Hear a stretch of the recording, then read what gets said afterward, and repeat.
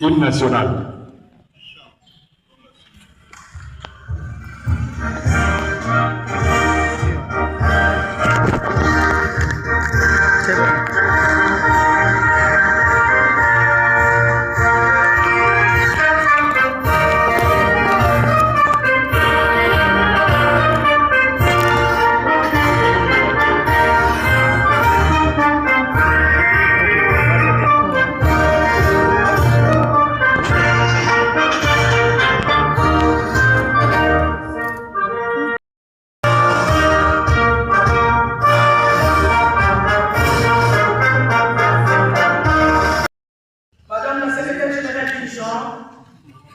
Mesdames et messieurs les représentants des institutions publiques et des ministères sectoriels, distingués invités à vos titres et qualités, tout protocole observé. Chaque femme, c'est avec un immense honneur et un profond sentiment de responsabilité que je vous souhaite la bienvenue au centre d'études du commissariat général de la police, situé dans la commune de Lingouala, à l'occasion du lancement officiel de cette importante enquête portant sur les degrés de connaissance, de compréhension et d'intégration du genre au sein de nos institutions publiques. Je tiens à saluer l'initiative de son Excellence Madame la Ministre du Genre, qui, à travers cette démarche, démontre sa volonté ferme, mais une réalité concrète et mesurable dans la gestion de nos institutions. Cette enquête constitue une étape déterminante. Elle nous permettra de valider et relever les faiblesses et surtout de dégager des pistes d'amélioration pour une meilleure prise en compte de l'égalité entre les femmes et les hommes dans la politique publique. L'intégration du genre n'est pas une faveur accordée aux femmes. Elle est une exigence de justice, d'équité et d'efficacité dans la gouvernance. Une administration qui comprend et applique l'approche genre est une administration plus inclusive, plus performante et plus proche des réalités de sa population. Je réaffirme l'engagement de notre commune de Lingouala à accompagner toutes les initiatives visant la promotion des droits des femmes et le renforcement de leur participation active dans les sphères décisionnelles. Chères participantes, votre implication dans ces processus est essentielle. Répondre avec sincérité et responsabilité à cette enquête, c'est contribuer à bâtir des institutions plus justes et plus sensibles aux des réformes pertinentes et un engagement renouvelé. Bienvenue à toutes et à tous à l'ouverture de la cérémonie du lancement officiel de l'enquête sur le décret de connaissances, de compréhension et d'intégration du genre dans les ministères sectoriels et institutions publiques. Je vous remercie. Merci, madame. À présent, nous invitons Monsieur le représentant de l'ONU Femmes. Madame la ministre du Genre, Famille et Enfants, honorables députés nationaux, Madame la représentante de la Première ministre, Madame la secrétaire générale, Mesdames et Messieurs les représentants des ministères sectoriels, le partenaire technique et financier, chers collègues du système des Nations Unies, Mesdames et Messieurs, distingués invités, à vos titres et qualités respectifs, c'est un honneur pour moi de prendre la parole au nom de l'ONU Femmes à l'occasion du lancement officiel de cette enquête nationale sur les degrés de connaissance, de compréhension et d'intégration du genre au sein des ministères sectoriels et des institutions publiques. Cette initiative s'inscrit pleinement dans les engagements de la République démocratique du Congo, aussi bien au niveau national qu'international, notamment dans le cadre du processus du Beijing +30, de la résolution 1325 du Conseil de sécurité des Nations Unies, ainsi que des priorités nationales en matière de l'égalité du genre, telles que définies dans le plan national stratégique du développement 2024 et 2028, PNSD en cible, de gouvernance inclusive. En effet, depuis plus de 2 décennies, la RDC a enregistré des progrès significatifs dans l'égalité entre les hommes et les femmes, par exemple dans les leaderships féminins, la proportion des femmes a pour la première fois approché 30% en 2021. C'est évidemment maintenu en 2023. Ensuite, c'est établi autour des 31,5% depuis avril 2024, les niveaux le plus élevés depuis les premières élections démocratiques de 2006. Des réformes d'envergure ont été conduites, touchant principalement le cadre juridique et réglementaire, même si les cellules genre sectorielles, pourtant essentielles, continuent de faire face à des défis majeurs en matière de coordination, des renforcements des capacités d'assistance technique.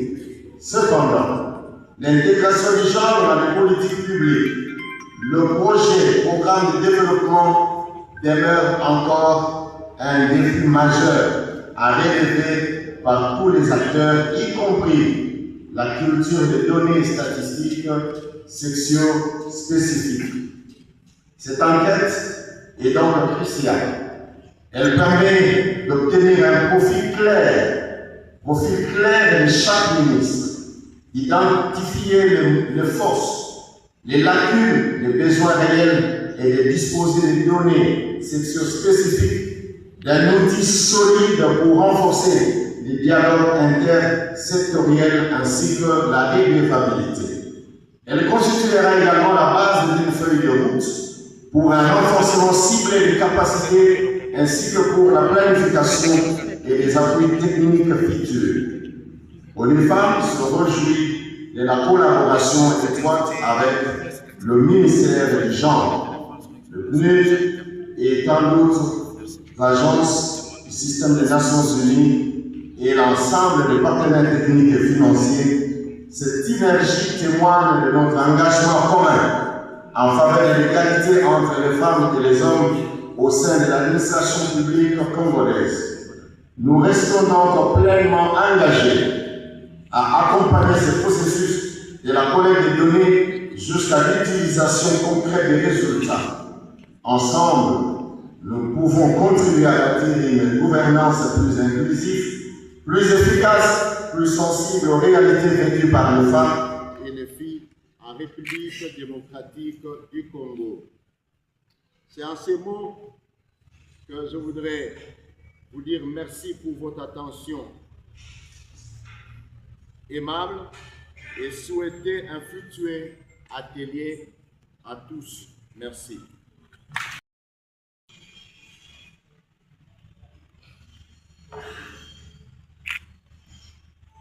Honorables députés, Mesdames et Messieurs les représentants des institutions publiques, Excellences, Monsieur le ministre provincial à charge du genre, Mesdames et Messieurs les représentants des agences du système des Nations Unies, Mesdames et Messieurs les secrétaires généraux, Madame la conseillère principale de son Excellence, Madame la Première ministre, Mesdames et Messieurs les représentants de la société civile, Mesdames et Messieurs les cadres du ministère du Genre, Famille et Enfants, Madame la bourgmestre adjointe de la commune de Lingwala, distingués invités à vos titres et qualités respectifs, Mesdames et Messieurs. C'est avec un profond sentiment de responsabilité, mais aussi avec espérance, que je prends la parole en ce jour pour procéder au lancement officiel de l'enquête nationale sur les degrés de connaissance, de compréhension et d'intégration de la dimension genre dans nos ministères sectoriels et institutions publiques. Ce moment n'est pas un simple acte administratif. Il est un pas décisif. Il est un miroir que nous choisissons de placer devant nous. Il est un engagement renouvelé envers la justice, l'équité et la dignité humaine. La République démocratique du Congo s'est engagée depuis plusieurs décennies sur le chemin de la promotion la protection des droits des femmes. Cet engagement s'est traduit par la promulgation des lois courageuses et la ratification d'instruments juridiques internationaux majeurs, notamment notre Constitution, à son article 14, la loi numéro 015/013 du 1er août 2015 portant modalité d'application des droits de la femme et de la parité. La Convention sur l'élimination de toutes les formes de discrimination à l'égard des femmes, la résolution 1325 des Nations Unies, les programmes d'action de Beijing et bien d'autres. Ces textes sont des fondations solides. Mais une fondation, si elle n'est pas habitée, reste silencieuse. L'effectivité de l'égalité de genre demeure un défi. L'effectivité de la protection contre les discriminations reste un combat quotidien. L'effectivité de la participation des femmes dans la gouvernance et dans les processus de paix exige encore détermination et constance. Nous avançons, oui, mais nous devons aller plus loin ensemble. Excellences, Mesdames et Messieurs, distingués invités, pour relever ces défis, nous avons défini un plan de travail ambitieux et structuré.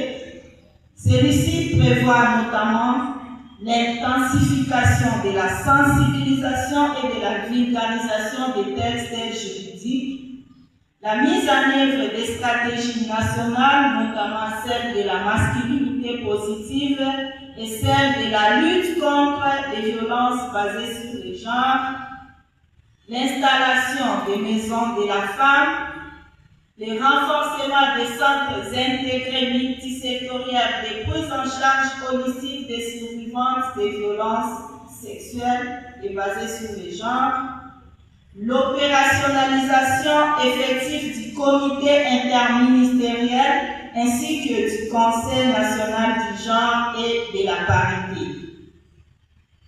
Car la parité n'est pas une faveur, elle est un droit. Elle est un principe constitutionnel.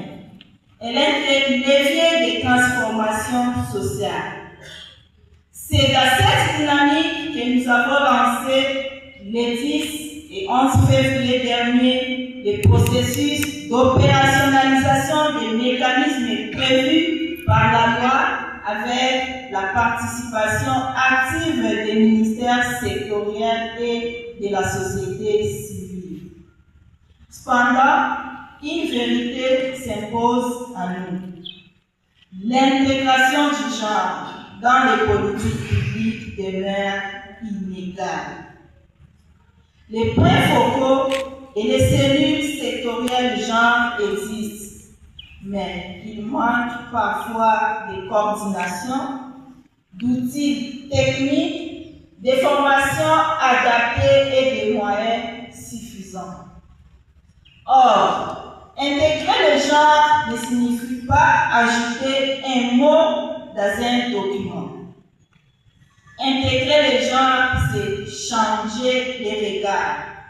C'est analyser autrement, c'est planifier différemment, c'est budgétiser avec équité. C'est aussi gouverner en tenant compte de toutes et tous. C'est pourquoi, en collaboration avec ONU Femmes et nos partenaires techniques et financiers, que je remercie sincèrement, nous lançons aujourd'hui cette enquête nationale. C'est un instrument de vérité, c'est un outil d'orientation stratégique, c'est une boussole pour une gouvernance plus inclusive. Honorables Excellences, Mesdames et Messieurs, distingués invités, à travers cette enquête, nous visons l'établissement des profils genre par ministère et par institution publique. Nous voulons comprendre où nous en sommes réellement, identifier les forces, reconnaître les faiblesses et tracer ensemble la voie de l'amélioration. Car on ne transforme efficacement que ce que l'on mesure. On ne corrige durablement que ce que l'on comprend. Cette démarche n'est ni un contrôle, ni une sanction, elle est une opportunité. Une opportunité d'apprentissage institutionnel, une opportunité de cohérence dans l'action publique, une opportunité d'aligner nos pratiques sur nos engagements.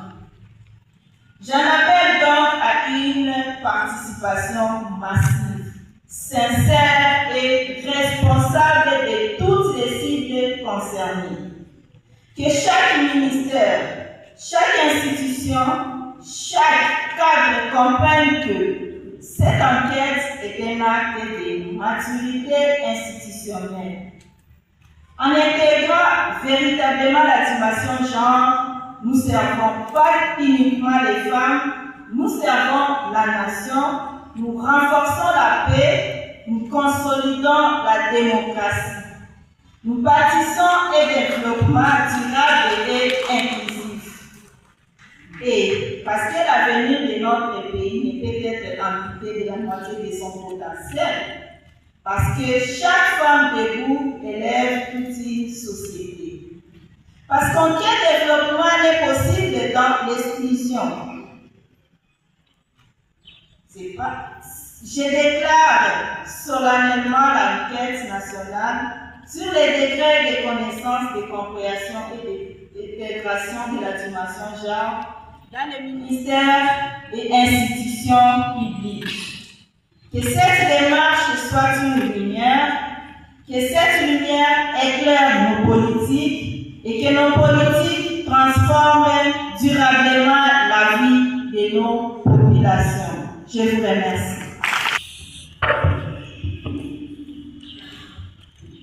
Merci, Excellence. Absence de politique et stratégie claire, manque de coordination institutionnelle, au genre, ordre à préciser. Les actions prioritaires pour améliorer.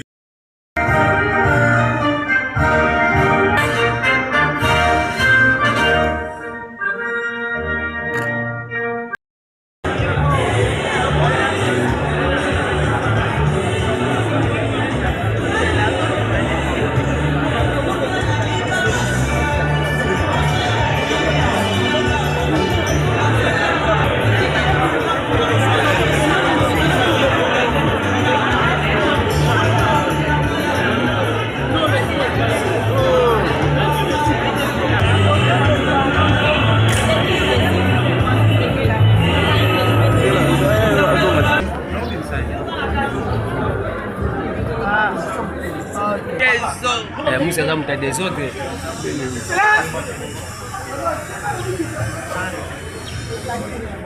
Excellence.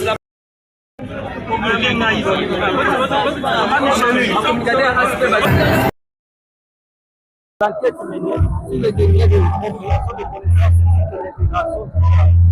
Oui, effectivement, le lancement de cette enquête va permettre de donner plus de lumière sur le quota de femmes dans les institutions, dans les ministères sectoriels, mais aussi dans les organisations. Vous savez, le président Fachi Béton prône la masculinité positive. Et donc, cette opportunité d'enquête tombe à point nommé pour matérialiser cette masculinité positive au niveau de chaque institution, dans chaque ministère. Nous avons remarqué que certains ministères ont peu de femmes dans l'administration et dans leur cabinet, et ça sera vraiment, ça va donner la lumière, ça va donner les statistiques réelles et véritables. Voilà.